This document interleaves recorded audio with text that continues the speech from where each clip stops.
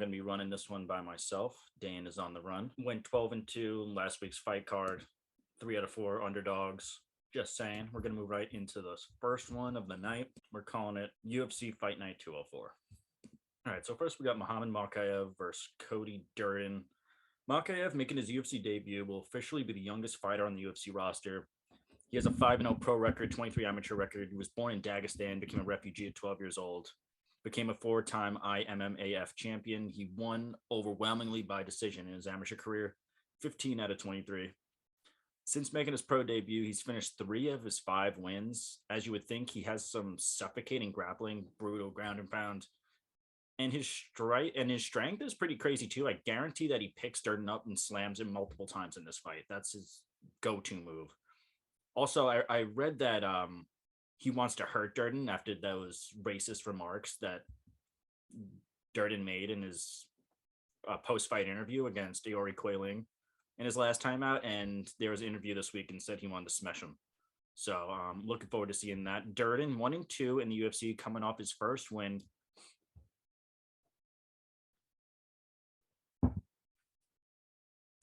Then channeled his Southern upbringing, said some racist shit. I think that comment overshadowed his performance too. It was pretty good because it was excellent, to say the least. And I think he's a pretty underrated flyweight. Has some very good wrestling, averages 4 per fight, and sitting at around 60% takedown defense. His striking is good too, decent power, works his jab a lot, good calf kicks, but Makaev's wrestling is upper echelon. I think this is going to give Durden some serious problems. So in the first one, I'm going to go Makaev, and Dan is actually going to follow me. He's writing in from home, and he is also going Makaev. And we're going to move right into the next one. Elise Reed versus Corey McKenna. Reed took her UFC debut with a 4-0 record in her last time out on short notice against Sarge Eubanks at a higher weight class, so she was bound to lose. And she was TKO'd in the first and only landed 1 strike, was trolled on the ground for about all but 8 seconds of the 3-minute and 49-second fight. She is a 3-time CFFC strawweight champion over some pretty good competition, including Jasmine Jasudavicius, who's already 2-0 under the UFC umbrella and has looked pretty good.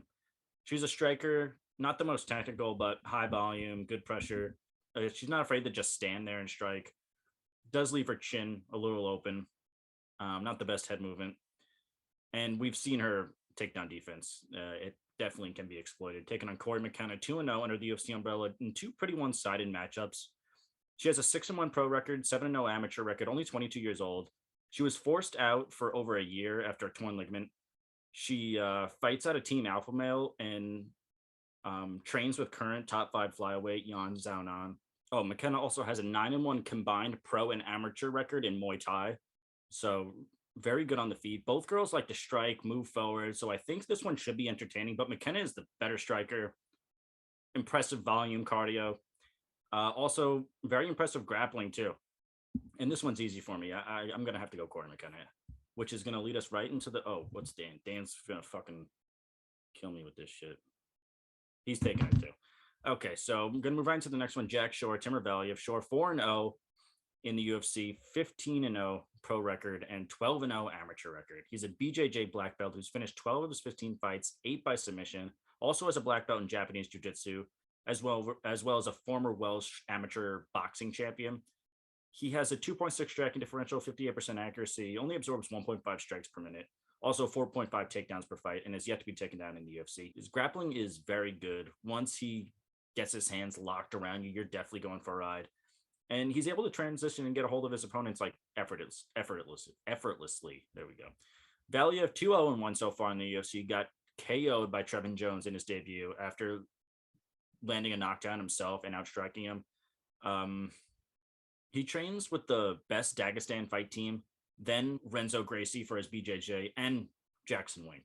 So he's very well rounded in all aspects of MMA, and he's getting taught by the best. He has a plus 2.5 striking differential, 55% accuracy, 1.6 takedown per fight at 50% takedown defense. This is his problem, though. He is a massive bantamweight, and due to that, I think the weight cut really compromises his chin and cardio. He was KO'd by Trevin Jones, and then he was knocked down twice by Ronnie Barcelos. So it's definitely up for debate on whether his chin is whether he's a little chinny or not. Overall, I think Shore, better cardio, more active grappler, longer, lankier, better takedown defense. I'm gonna have to go with Shore, and Dan's gonna follow me on that one. He's gonna go with Shore as well, and we're gonna move right into the next one: Nikita Krylov versus Paul Craig. So Nikita Krylov, 2-3 in his last five. I think one of the most overlooked 205ers on the roster at this point. Those three losses came from Ankalaev, Glover, and Jan Blachowicz. So, yeah, that's going to happen. And he only won split decision over Glover. It was a very close fight. He's a Ukrainian fighter, so you know he's fighting with a lot of pride right now. Also, very well rounded, master of sports in karate, hand to hand combat, and submission fighting. He has a plus 1.8 striking differential, 56% accuracy, 1.3 takedowns per fight at 53% and 53% takedown defense. So not too great. And he's finished 26 of his 27 wins, 15 by sub, 11 by KO. He's taking on Paul Craig, who's perfect 4-0-1 in his last five. All four of those finishes and three of them performance of the night rewards. Very good BJJ practitioner who's finished all 15 of his wins, 12 by sub. And he's actually the surging 205er Magomed Ankalaev's last pro loss. Slightly positive striking differential, only 2.6 strikes per minute, 2 takedowns per fight, only 55% takedown defense. Neither of these guys have the best takedown defense. Krylov has the better striking for sure. The grappling I think, is pretty close. I think a lot of people are going to give it to Paul Craig, but I think it's pretty close. But I'm going to have to go with Nikita Krylov, one of the closer fights on this card. But I really like a finish in this fight. Krylov gets finished 75% of his losses. Craig has been finished in 100% of his losses. So I'm pretty confident. I don't know what that's sitting at right now, but I'm pretty confident if you bet a finish or you bet the rounds under, that is a solid one for this week. So I am going to go Nikita Krylov, and Dan didn't pick one for this. We're going to move right to the next one: Shamil Abdurakhimov versus Sergey Pavlovich. All right, Abdurakhimov. There we go. On a 2-fight losing streak in 2 second-round knockouts. He's a Dagestan kickboxer that wins mostly by KO TKO, but he also loses mostly by KO TKO and is 40 years old right now. He also seemed kind of timid against Christoph. I know Christoph is a big deal, but he did seem kind of timid in that fight. Really couldn't get anything going. Just didn't look like he belonged. And he was like a lead weight. He was just like sitting there. He wasn't light on his feet. Head movement was very poor, and he was just like a walking target. His volume's pretty low. His punching power makes up for it. So when you're that big, you get to fight like that. Pavlovich, 14-1 pro record, 2-1 in the UFC. Lost his debut to Overeem, so you can't blame him on that one. He's since gone on a 2-fight first round KO winning streak. He's a wrestler with a background in Greco-Roman wrestling, and he looks like Ivan Drago on horse steroids. The guy's absolutely massive. No way he's clean. Thank Russia for that, helping him cheat, because there is no way that dude is clean. He's finished 11 of his 14 wins, all 11 KOs in the very first round. Not to mention, he has a massive 84-inch reach, plus 2 striking differential. This one's probably the easiest one so far. I'm going to have to go with Sergey Pavlovich, and Dan's following me on that one too. He's going to go Sergey Pavlovich. All right, we're going to move right into the next one. Mike Grundy, Makwan Amirkhani. Mike Grundy, 2-1 so far in the UFC on a 2-fight losing streak, and was really beat up in his last time out against Lando Venata. But that's some tough competition right there. He's a wrestler who's competed in World Wrestling Championships in 2009, a BJJ practitioner with a gold and European no-gi championship, and averages 3.7 takedowns per fight so far in the UFC. However, his striking is outright poor. He just looks like he doesn't belong on the feet, as you see a lot of those guys that transition to MMA later in life like him. He's 35. And they have a wrestling background. They just never seem to get the striking together. Relies solely on his takedowns. And if he doesn't get them, he just gets beat up on the feet, throws looping punches every now and again. Not the best cardio. Taking on Makwan Amirkhani, 1-4 in his last 5 on a 3-fight losing streak, coming off a brutal KO loss from Lerone Murphy. He controlled Murphy for 4 minutes of the first round, and then was KO'd in 14 seconds of the second. He was also a wrestler winning silver and bronze for the Finnish national team but also has a 5-0 boxing record. Don't know over what competition. Probably not good as what I've seen of his striking in the UFC. He also doesn't look good on the feet. Both guys have negative striking differentials, but Amirkhani has a questionable chin, being knocked down in 3 of his last 5 fights. His biggest issue, I would say, he fights out of the cursed SBG. I know I'm going to get a lot of hate for that, but if you fight there, Johnny Walker, Conor McGregor, I did a little deep diving on this. I thought this was fucking crazy. If you go to Tapology, SBG, you look at the top, they put the whole roster of fighters. If you look at the top 10, 6 of the first 7 most popular fighters on the roster are currently on a 2 or more fight losing streak, which is absolutely absurd. I expect this to be a wrestling match, but I think Grundy will be able to get the win here. This fight is complete shit though. Not this is probably this is the worst of the night. So take with that what you will. I wouldn't bet it. It seems just like a waste. Take a piss break. All right, we're gonna move right to the next one. Jai Herbert versus Ilya Topuria. Herbert 1-2 so far in the UFC, coming off his first UFC win against Commonworthy, giving him his 3rd consecutive KO loss, and is taking this fight on short notice after Mike Davis withdrew. He's a Muay Thai fighter, 10 of his 11 wins coming by KO TKO. He also has a grappling background with a purple belt in Lutte Libre, or Brazilian submission wrestling. He's long and lanky for 155, 6'1", 77-inch reach. Very technical, straight punches, dangerous knees, loves to Muay Thai clinch, and also loves softening up the body with those leg kicks. He is good, but he has a big hole in his game, which is his takedown defense, and it's sitting at around 30% right now over the course of his first 3 fights. So, but still, not good numbers. Ilya Topuria has taken on, and he has a 11-0 record, 3-0 in the UFC. He's a 25-year-old Georgian fighter with a black belt in BJJ. He's a featherweight, but since this fight is at short notice, it's going to take place at 155. He also finished 10 of his 11 wins by finish, but mostly by sub, although he is coming off back-to-back KO finishes, so he's getting more comfortable on the feet, really showing off his evolving game. Biggest difference maker here is Topuria's smothering grappling, averages 3.4 takedowns per fight, 55% accuracy, and 100% takedown defense. Bottom line, Herbert won't be able to stop the takedown. Stylistically, I don't think that he has a good shot in this one, so I think I'm going to go with Ilya Topuria, and Dan also writing in going Ilya Topuria. And this one's great. Going to move right into the next one. Molly McCann versus Luna Carolina. McCann 3-2 in her last 5. Known for her hard-nosed, gritty brawler style. Loves to sit in the pocket and just slang. She's got an iron chin, great volume. Her striking is great. She averages 5.6 strikes per minute, a plus 0.8 striking differential. She does take decent amount of damage, but she's entertaining as all hell. Her biggest problem is her takedown defense, sitting around 34%, but is pretty good at getting takedowns herself. Average is 1.7, and her size is also her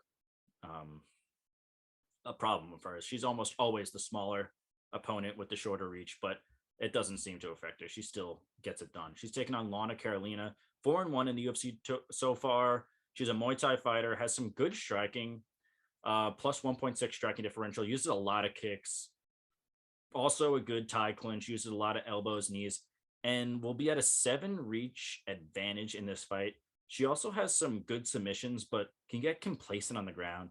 She was controlled on the ground against Lupi Godinez for over 7 minutes, and Lupi took that fight on a 7-day notice at a higher weight class after fighting the week before. So it wasn't really the best look. She did get the win there, though. Carolina is going to want to stay on her feet on the outside, pick her shots, keep moving, slow McCann down. And McCann's going to want to engage, basically, or take the fight to the ground. Normally, I would say Carolina would frustrate her, McCann not get it done in some boring decision. But you got to remember, Molly McCann is in her own backyard. So I think that she is bulletproof in this. So I'm going to go with Molly McCann, and Dan is also going to go with Molly McCann, and I'm very confident in that one. She's not losing in front of the UK crowd. So we're going to, and yeah, we're both agreeing. Both going to go with Molly McCann right into the next one. Gunnar Nelson, Takashi Sato. So Gunnar Nelson, yeah, he's a strange bird at this point. Making his return after 2.5. Why did I say 2.5? He's making his return after nearly 2.5 years away after a brutal two-fight losing streak to Gilbert Burns and Leon Edwards. He's finished 16 of his 17 wins, mostly by sub. He has a second-degree black belt in jiu-jitsu under Renzo Gracie and a black belt in karate, but his striking has never been his strong suit. He has a minus 1.6 striking differential. He's only 33 years old. He's been around a long time. 2-year layoff could have done him some good. He's taken on Takashi Sato, 2-2 so far in the UFC. He's taken this fight on short notice after over a year off as well. Both guys are coming off pretty decent layoffs. He's a very strong grappler, second-degree black belt in judo, has fought tough competition before his UFC debut, being a former Pancrase veteran. He is prone to getting submitted, has been in both of his UFC losses and another 3 out of his 4 losses total in his pro career. Also, his cardio isn't that good. And Gunnar Nelson takes pride in his cardio and for the fact that he only cuts 5 to 6 pounds to make weight. He doesn't believe in the weight cuts. And I kind of respect that. And I do see that it helps overall his cardio, his chin. I think this one is a good bounce back for Gunnar Nelson. This is a tough one. He's a massive underdog, so that's kind of scary right now. But I believe in him. I think he's fought just dogs, and yeah, he needs a win, and stylistically it makes sense. Gunnar Nelson loves to get subs. Takashi Sato loves getting subbed, so I'm gonna go Gunnar Nelson. Dan's actually gonna go Takashi Sato, big underdog in that one. All right, into the next one: Paddy Pimblett versus Rodrigo Cthulhu Vargas.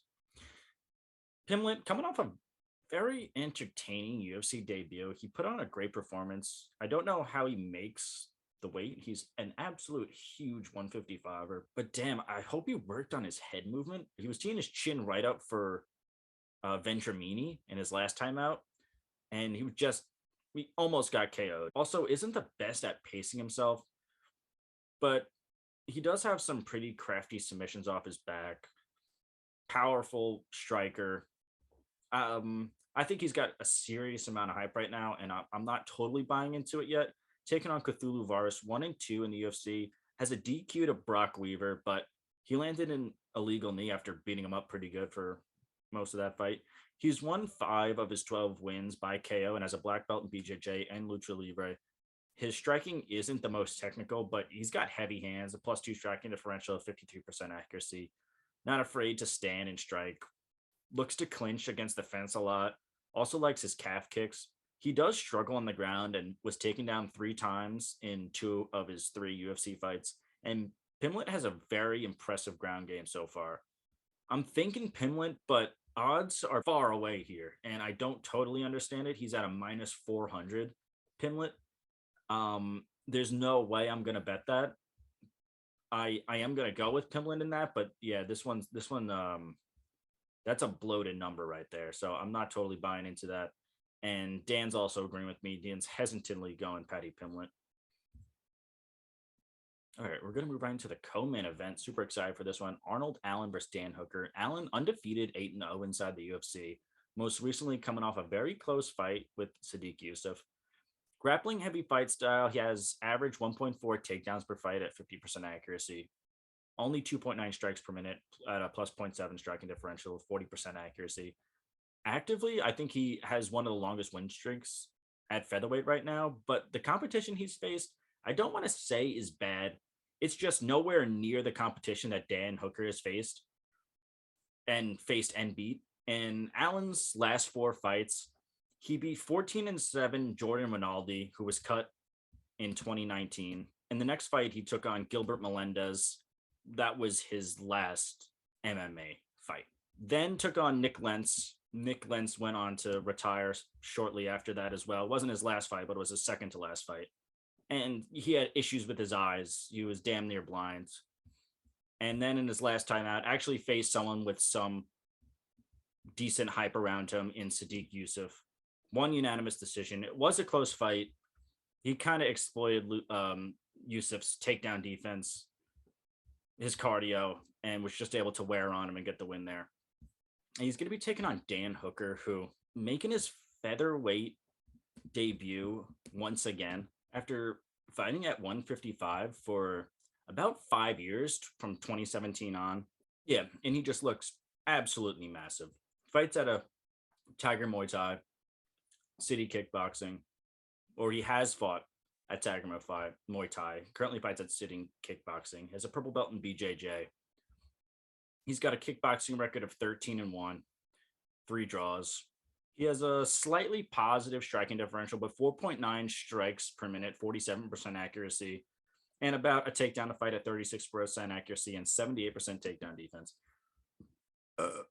I know he's lost 3 of his last 4, but he fought a damn close fight against Dustin Poirier, gave Dustin Poirier one of the closest fights that he's had in a while, or toughest fights that he's had, and then a breeze with Conor McGregor after that, like it was nothing.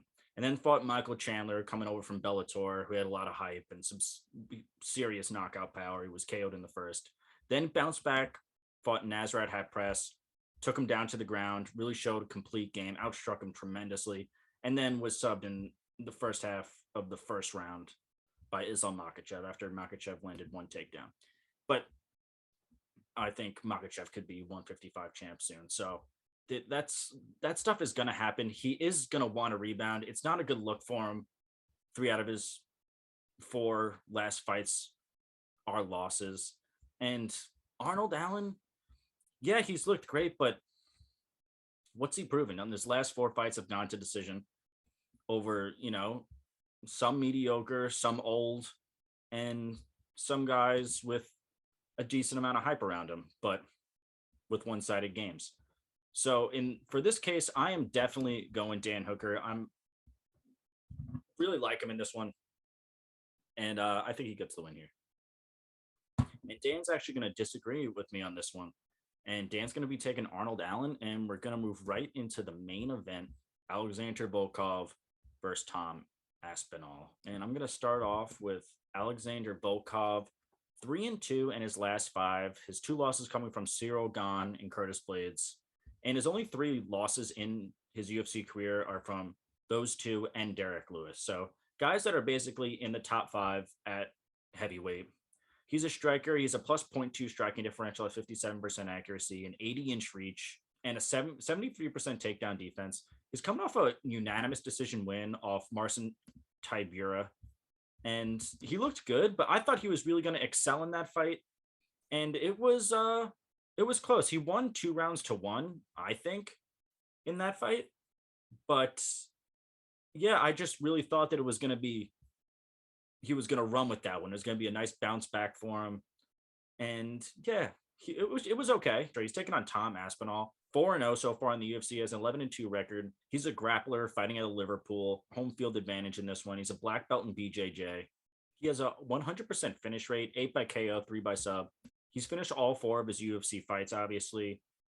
3 of them by KO, TKO, 1 by sub, but 3 of them performance of the night rewards. He has fought not the best competition so far. Alan Boudreaux, who's 0-3 so far in the UFC. Jake Collier, who is, not the best. An old Andrei Arlovsky, and actually gave Andrei Arlovsky his last loss. Andrei Arlovsky is currently 5-1 in his last 6, so he's absolutely killing it. That was a good one to see. And then he absolutely ragdolled a guy who's known for ragdolling people in Sergey Spivak. Spivak went 0 for 11 for strikes, 0 for 2 for takedowns, and was taken down, and he was KO'd in the first round in 2 minutes and 30 seconds. He has a plus 4.8 striking differential, 65% striking accuracy, 70% striking defense, 2.7 takedowns per fight at 100% accuracy. He's only gone for 2 takedowns, but he's landed both of them, and he has 100% takedown defense. The guy is an absolute stud, and I think has a serious chance to be top 5. Alexander Volkov is some seriously good competition. I don't want to take anything away from that. He's been around a little bit now. been on the UFC roster since 2016. So but I do think that he's kind of like maybe a top 10 gatekeeper at this point. I don't think he's going to win any belts. But I think he's going to be around for a while and just kind of chilling in the top 10. So I'm going to have to go with Tom Aspinall on this one. And Dan's going to agree with me. He's going to go with Tom Aspinall as well. And that wraps up the picks right now. This one's going to be quick. And hopefully Dan will be back with me next week. And that's it. Signing off.